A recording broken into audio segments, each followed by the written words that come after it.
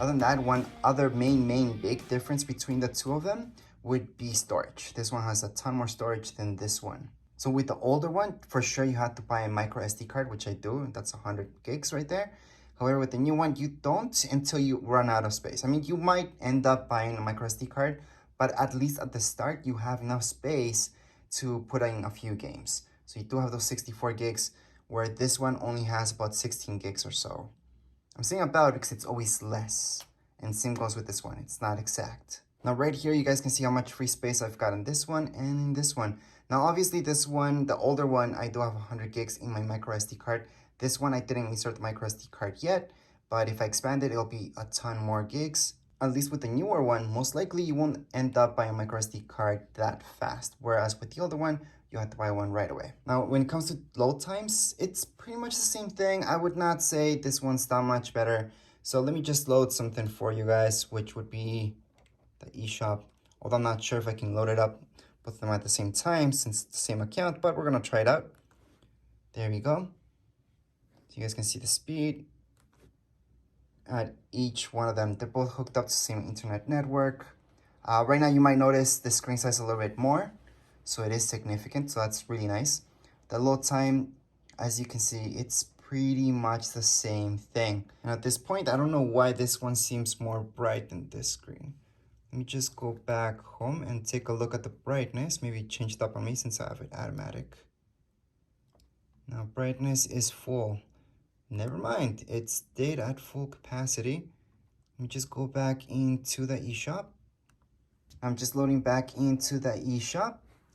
And yes, on this one, it seems a lot brighter than this guy right here. Obviously different screens, so that's why. Now, if I scroll through games, for example, if I click on Fortnite, I'm gonna click on both of them. Let's see how fast it loads that up. So it's loading up this screen. Yep, there we go. So again, this one does look a lot brighter, but they're both about the same thing. Now let's load up a video from both of them. So here we go, they're both loading up at the same time. That's how it looks up. That's the render time for both of them.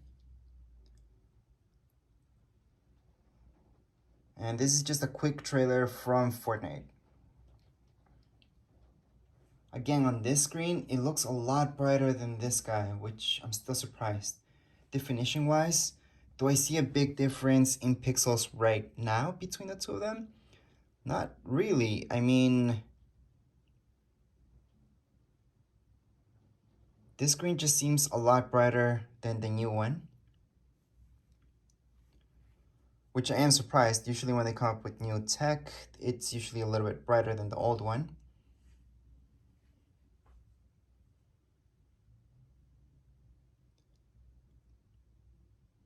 And if you guys see yourselves a huge difference, let me know. Although when I'm recording this, the differences will not be as noticeable.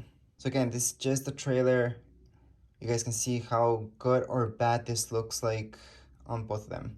But anyways, that would be it for this trailer. Just go back on both of them, go back on both of them.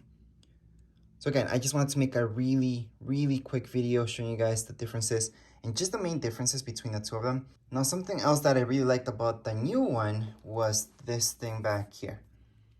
So this actually opens up, and that's so you can use it as a stand. So right now, if I wanted to make the stand here and then play on other controllers, I can. Where with this guy, we just had like this thing, which was pretty much useless for that. This here was really just to keep the micro SD card in there. So that's why most people, like myself, we ended up buying a stand for it, which was about, I think, $30 or so, really tiny one.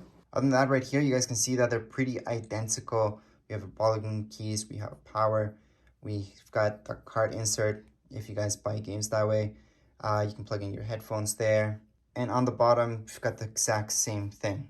That's where you can hook it up to charge it up. And when it comes down to the Joy-Cons, same deal. They're both pretty much the same. So would I say upgrading is a must? Well, not really. Unless you play handheld a lot, then the bigger screen might be worth it for you. Because it is bigger, so better, slightly better experience. Other than that, there's other little tiny differences between the two of them, but nothing that noticeable. I just pointed out the most noticeable things between the two of these switches. As far as this video goes, we are all done. Anyways, if you guys have any comments, questions, you can write them down here in the comments area. And don't forget to subscribe and like. Thank you.